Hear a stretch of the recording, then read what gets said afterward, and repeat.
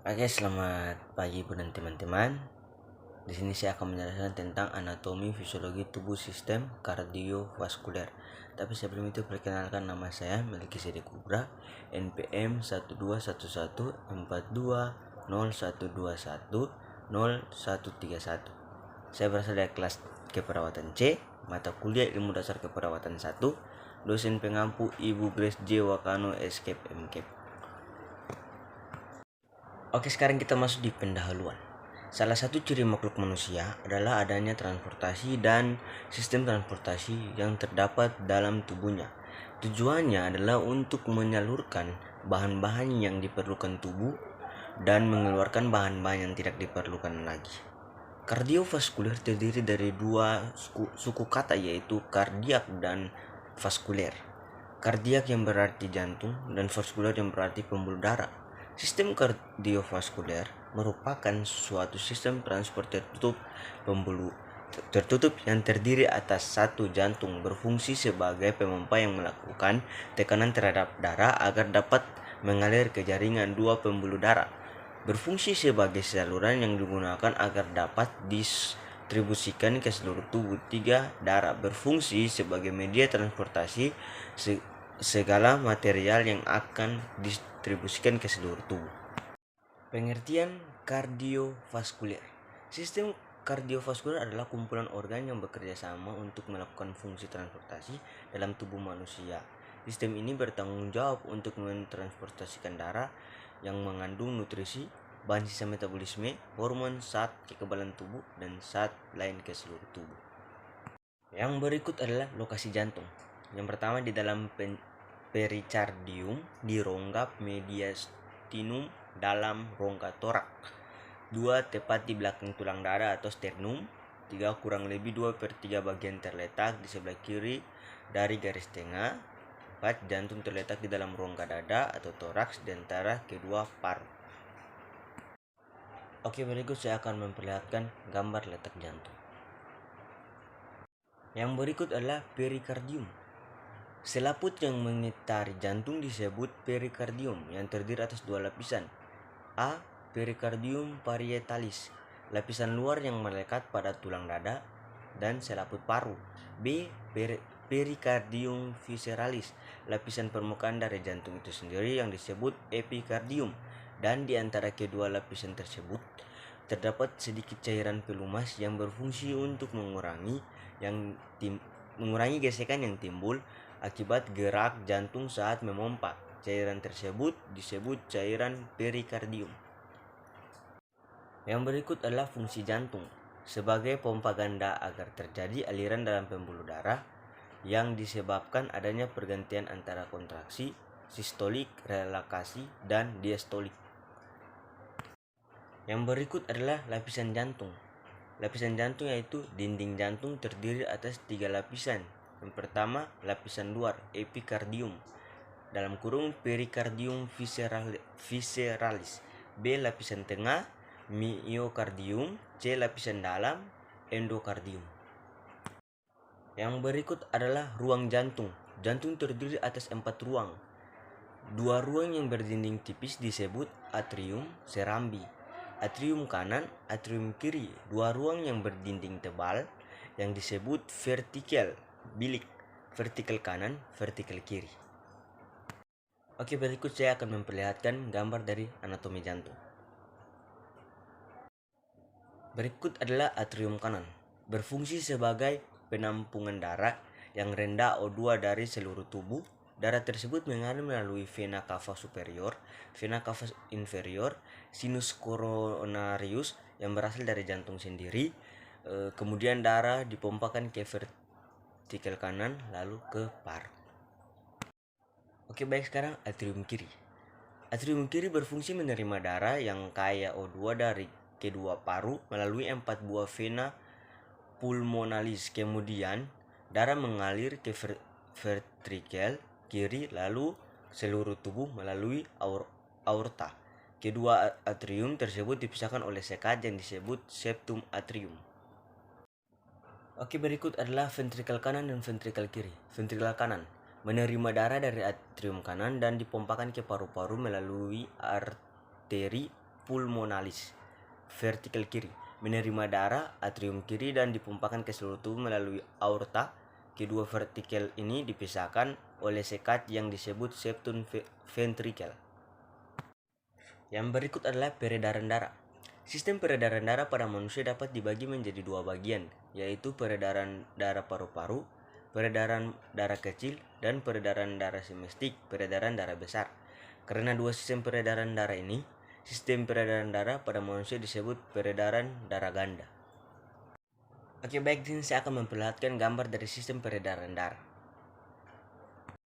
Peredaran darah kecil merupakan peredaran darah bilik kanan, jantung menuju paru-paru, dan akhirnya kembali lagi ke jantung pada serambi kiri. Pada peredaran darah kecil, inilah darah melakukan pertukaran gas di paru-paru. Darah melepaskan karbon dioksida dan mengambil oksigen dari alveoli paru-paru. Oleh karena itu, darah yang berasal dari paru-paru ini banyak mengandung oksigen. Darah yang banyak mengandung zat sisa, metabolisme, dan karbon dioksida kembali ke serambi kanan jantung melalui pembuluh balik. Peredaran darah besar ini mengalir dari jantung ke seluruh tubuh, kemudian kembali lagi ke jantung. Peredaran darah manusia selalu melalui pembuluh darah. Oleh karena itu, peredaran darah manusia disebut peredaran darah tertutup. Yang berikut adalah katup-katup jantung. A. Katup atrioventrikuler. Letaknya di antara atrium dan ventrikel. Katup yang terletak di antara atrium kanan terdiri dari 3 katup disebut katup trikuspid. Kanan yang terletak di antara atrium kiri dan ventrikel kiri terdiri dari 2 katup disebut katup mitral.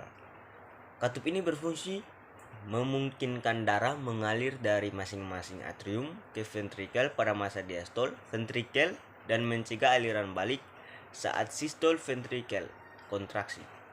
Diastolik sama dengan pengisian, regurgitasi sama dengan aliran balik, insufisiensi aliran yang gagal. B. Katup semilunar. Katup pulmonal terletak pada arteri pulmonalis memisahkan pembuluh pulmonal dari ventrikel kanan. Katup aorta terletak antara ventrikel kiri dan aorta. Adanya katup semilunar memungkinkan darah mengalir dari masing-masing ventrikel ke arteri pulmonalis atau aorta selam sistol ventrikel dan mencegah aliran balik waktu diastol ventrikel. Katup atrioven. 1. Tricupit, 2. Bicupit mitral.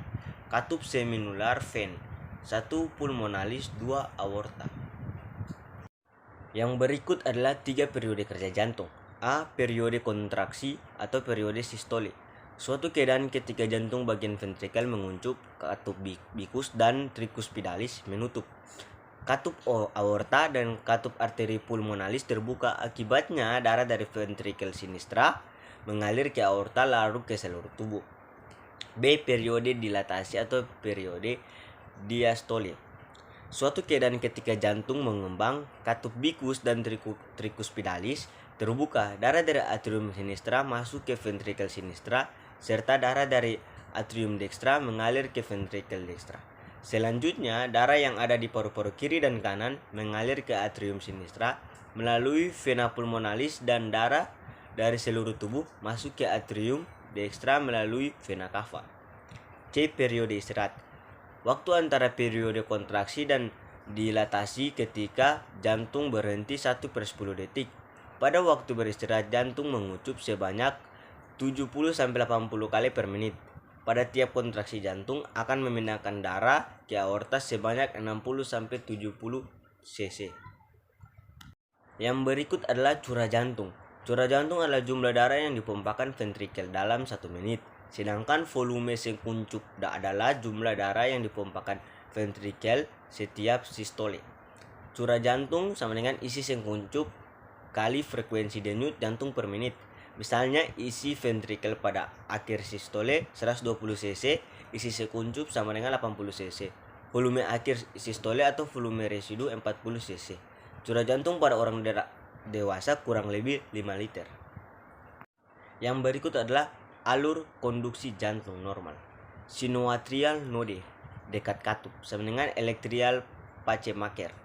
Atrioventricular node sama dengan reservoir impulses originating from S anode.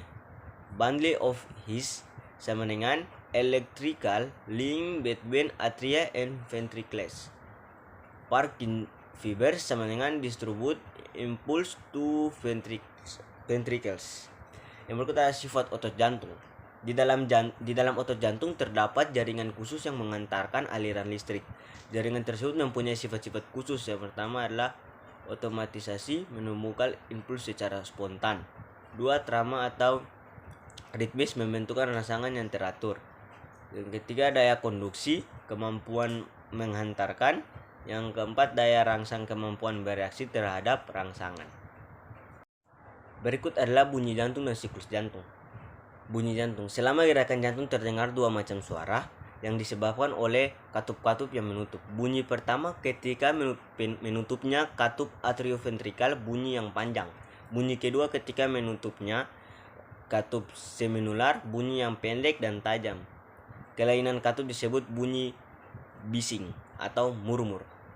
Siklus jantung. Siklus jantung adalah kejadian yang terdiri dalam jantung selam, peredaran darah. Gerakan jantung terdiri dari dua, yaitu kontriksi sistole dan dilatasi diastole. Kontriksi kedua atrium serentak dan pendek disebut sistole atrial dan distole atrial. Lama kontriksi ventrikel 0,3 detik dan dilatasi ventrikel 0,5 detik. Kontriksi ventrikel lebih lama dan lebih kuat. Yang berikut adalah konsep patofisiologis. Yang pertama trombus, yang kedua embolus, yang ketiga aneurisma, yang keempat stenosis, yang kelima inkompetensi katup, yang keenam pirau jantung, yang ketujuh aterosklerosis, yang ke-8 hipertensi, yang ke-9 gagal jantung. Yang berikut adalah embolus. Embolus adalah bahan yang mengalir di dalam aliran darah dari suatu tempat primer ke tempat sekunder. Trombus. Trombus adalah bekuan darah yang dapat berbentuk di bagian sistem vaskuler mana saja yang menyebabkan penyempitan pembuluh darah. Trombus dapat terbentuk akibat cedera sel endotel akan menarik trombosit dan mediator peradangan lainnya. Oke, sekian dari saya. Kurang dan lebihnya saya mohon maaf. Selamat pagi dan shalom.